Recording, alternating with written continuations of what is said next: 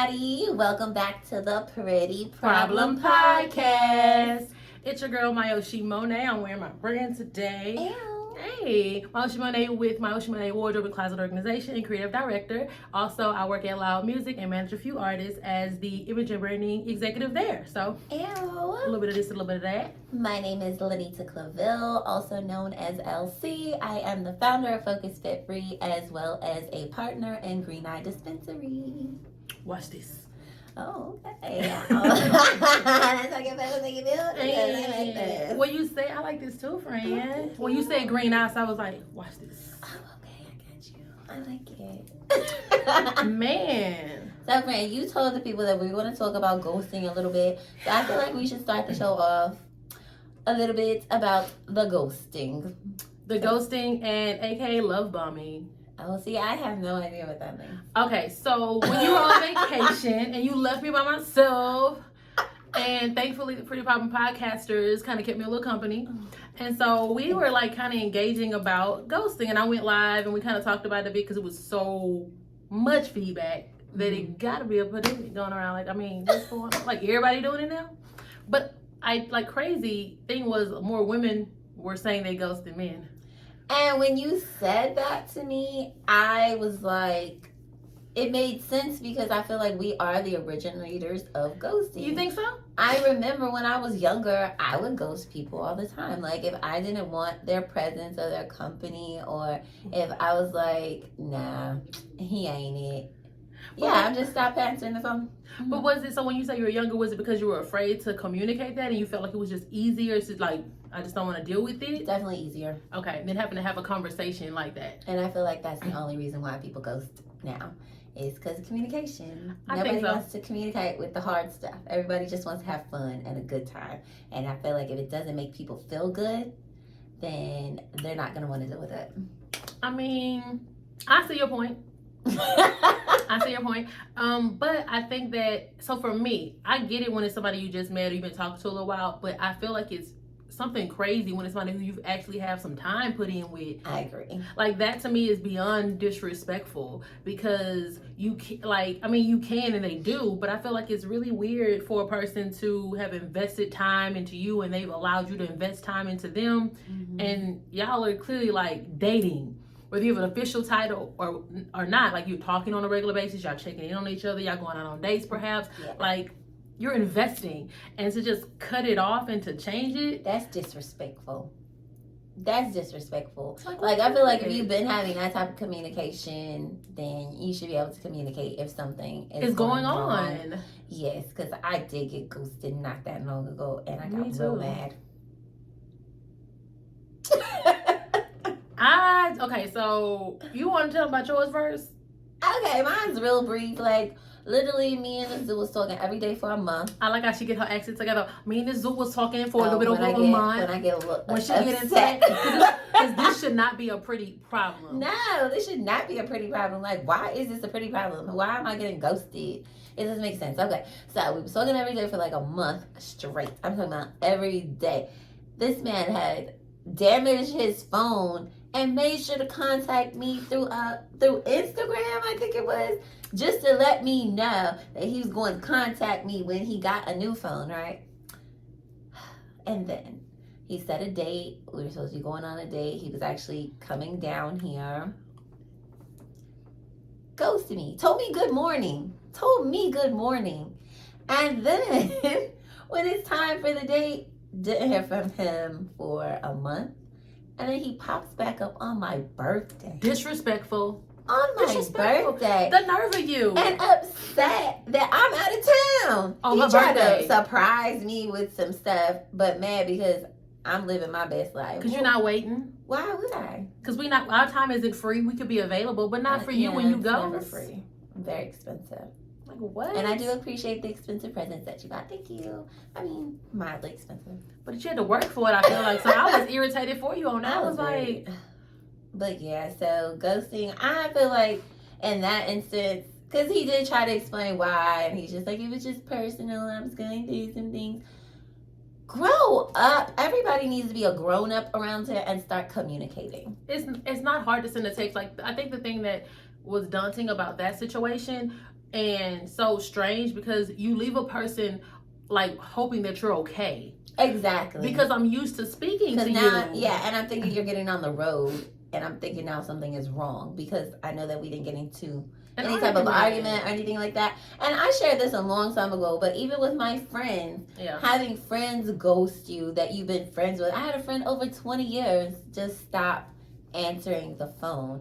And then when I finally was like, you know, if you value any type of relationship that we've ever had, let me know what's wrong. Yeah, what did I do? Did I do something? Exactly. What did I do? Because I feel like that's the worst part of the ghost. Is not knowing. Not knowing, because you don't know if it's something that you did. Like, then you start trying to evaluate and overthink. Maybe it's not you, it's them. All the time. Every time it's them. And the moment you think that it's you, boo, think again. Them. Still them. It's them. It's them. It's them. It's them. It's them. Because once I found out the reason why I did get ghosted, I was okay with letting the relationship go, baby. Like, if that's what your thoughts are, if you felt like that was worth just not 20 years of friendship. Deuces. Chunking up the deuces. Bye. Oh, yeah. So, my ghosting was a little different.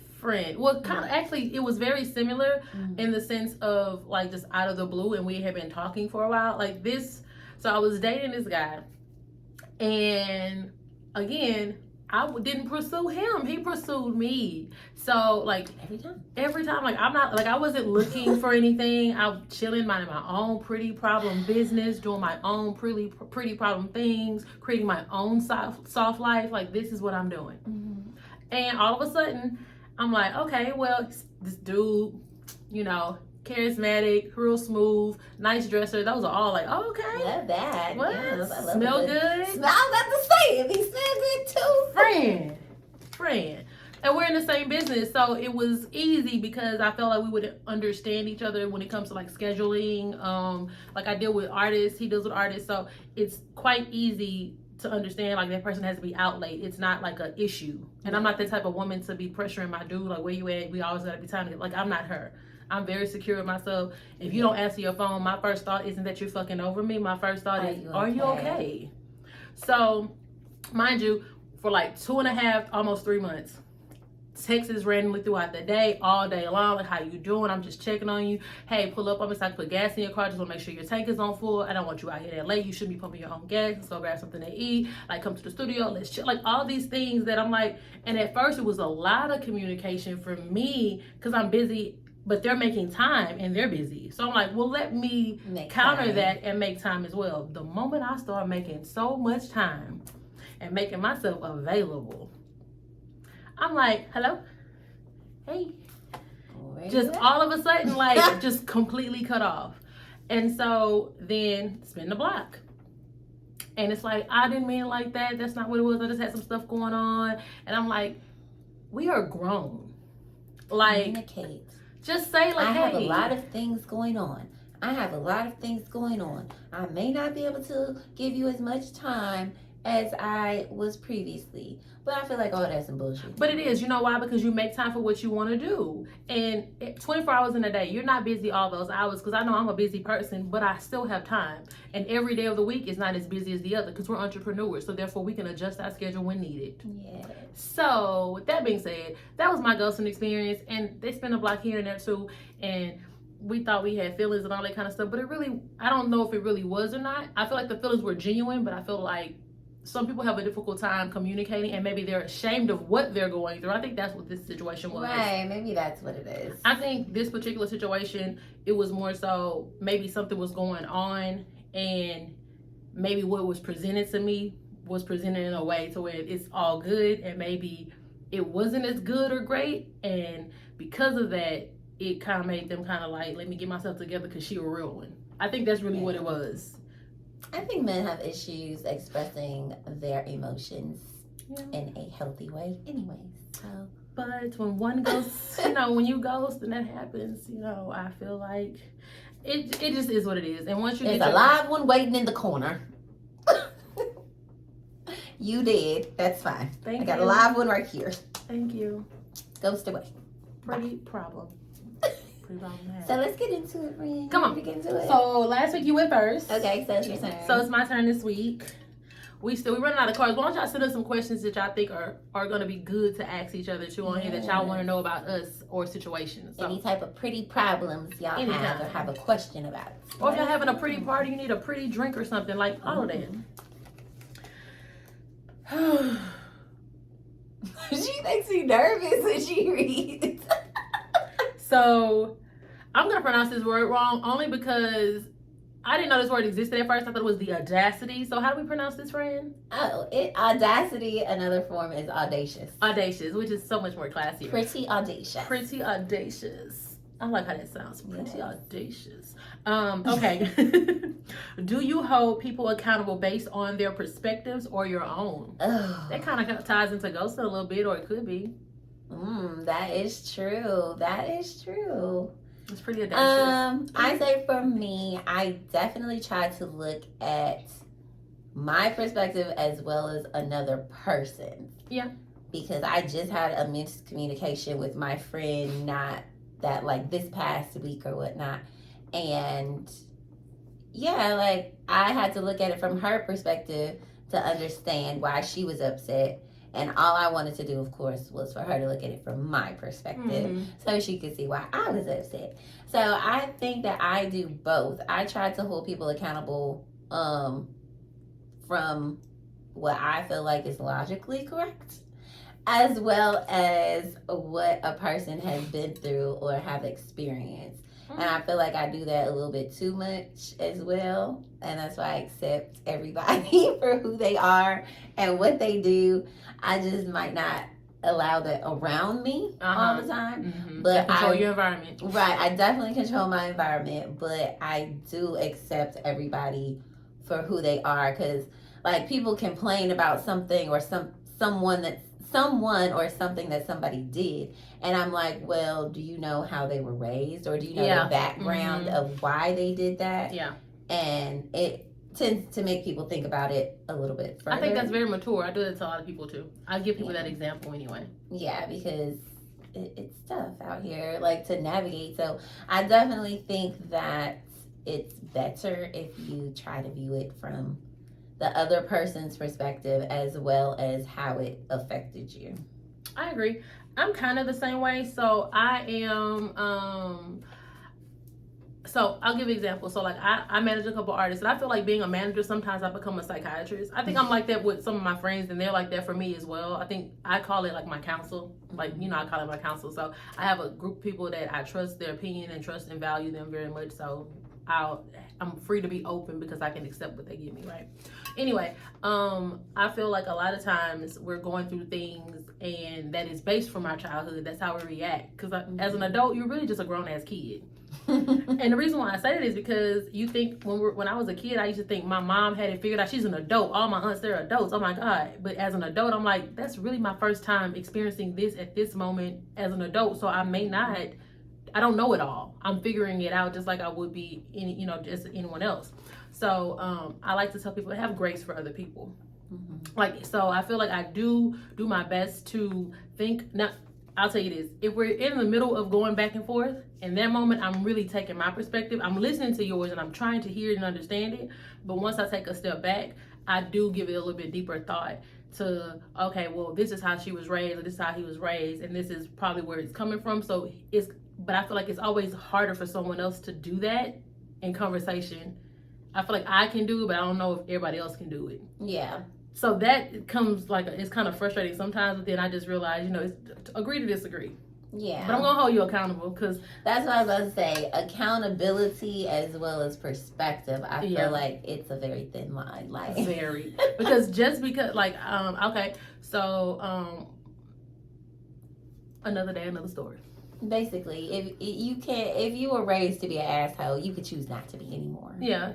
It's your responsibility. Yes. Be healthy in your communication and be respectful and just like have enough respect for the person who you're engaging with, whatever kind of conversation, so that you want to see that respect so you can have healthy communication. I think it's about that. Hold them accountable, hold yourself accountable, and we all good. Yeah. We all make mistakes. just hear each other. I feel like listening is a very big part of communication that people miss a lot. Absolutely. So just listen first before trying to respond. I was just going to say that. I was just going to say, listen to hear, not to respond. Because when you're listening to respond, you're not hearing where they're coming from. You're just hearing the words. Hear where I'm coming from, okay? Yes. All right. My turn. Your turn, boo. Okay, let's see. We'll pick this one. She probably gonna get pretty tipsy or something. Pretty tax. It was a tea.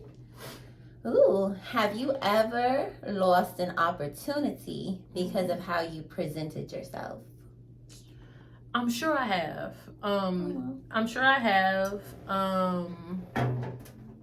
I'm not sure if I can probably pinpoint the best the best example right now, but I know that if I just go from business standpoint, I know that I've learned a lot, and I know that there are things that I would not do today if given the opportunity. So like, I feel like you should dress for the role that you are going for, not for where you are. And that doesn't just mean like just putting on the clothes. I think that you need to be mentally ready posture to have up. That's what my coach likes to call it. Yes, posture up for the role or the task. position. Yeah, for sure. So I think I don't feel like I've done this as of lately, but I know that in my growth of being in the workforce and being an entrepreneur, I'm pretty sure I've shot myself in the foot a couple of times. Because I'm definitely not perfect and I learn from my mistakes, but I am a person that is headstrong. When I have an idea, it doesn't have to be completely planned out, but I have pinpoints in that I need to hit, but I figure it out as I go. Like, I'm okay with moving in that time, but I have learned that in some of those opportunities I probably should have slowed down because I wasn't ready for them, but the opportunities presented themselves and I didn't want to not seize the moment. Okay. So that's what I'll say. So I wasn't like they may have thought I was ready, but I knew I wasn't. But I can talk myself into a room sometimes, and thank God that's a gift to gab. But within that same process, I may not have been ready to execute the things the right way. And so, but I've been gracious enough that throughout my career, I have not made many bad impressions. That's good. So, yeah. So I would say yes, but I really can't pinpoint any. But I know I have. Just because I'm not perfect. Yeah, for sure. Yeah. Let me see. I'm trying to think. I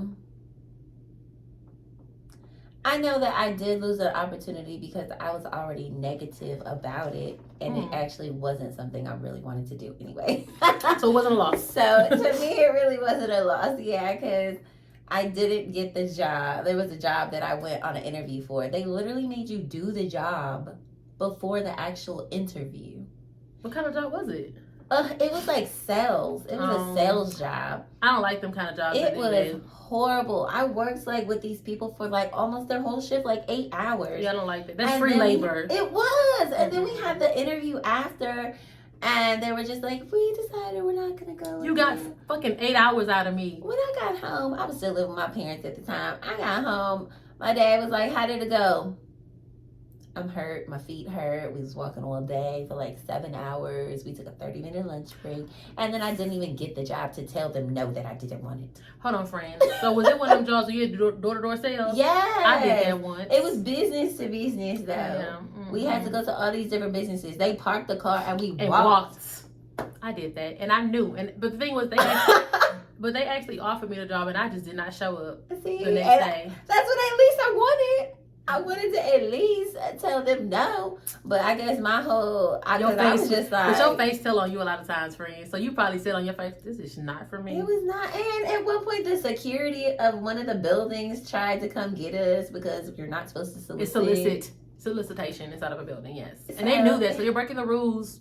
It was just terrible. And then but you think you ever lost an opportunity in a relationship that you want to, whether it be like a partner or like a friend or business, like as far as outside of like work? You think you ever? I mean, for sure. I think that people want to get to know me because they see how I act and react with Mhm. people that I am close with, and they Mhm. want that for me, but I'm not willing to give that to everybody. Nah. So the same energy I might have for mine might not be the same energy I have for you. The things I will do for her are not the same things that I'm willing to just do for anybody. Cause darling, like, so we just yeah. I get So that. I do feel like I have lost. I don't even know if I call them opportunities. Yeah. Now. I am a strong believer in what is for me is for me, and it's not going to miss me in any capacity. Absolutely. I feel like things will move out of my way, and I will move out of my way in order to get the things that are meant for me. Amen. I love that. I think that I'm in a season, and I know I've said this probably on one of our like previous podcasts. I feel like I'm in a season of receiving, and I love it because but at the same time, it's very scary because I'm such a giver.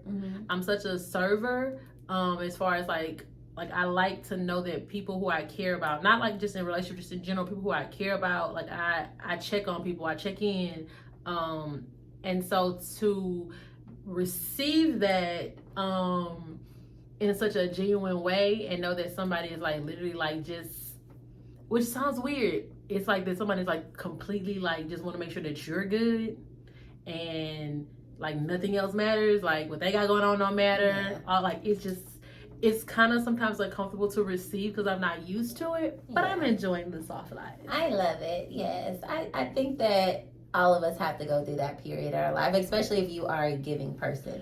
I feel like at some point in your life you're going to have to learn to receive. I had to get knocked on my ass in order to learn to receive from people because I'm always the one that provides. I like being the provider. I'm the lender, not the borrower. Like that's just how I live. And so to have to be the borrower, it hurt. It's humbling. Ooh, it's humbling, baby. Let me tell you, it is. But it's necessary.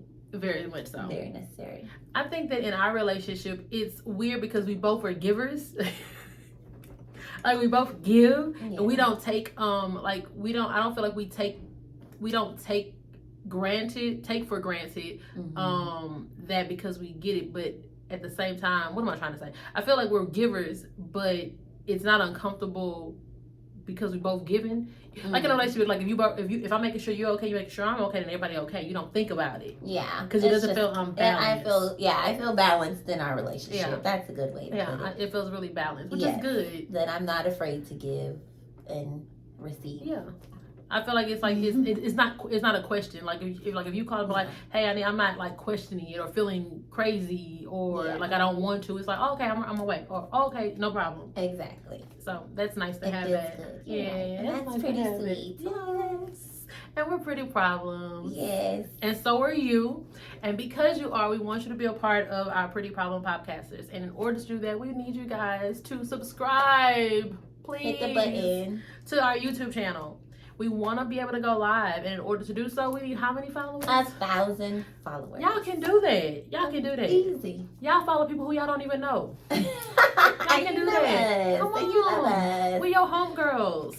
So, thank you all for joining us again. Again, subscribe, like, and comment, and follow. And we'll see you next time on the Pretty Problem Podcast.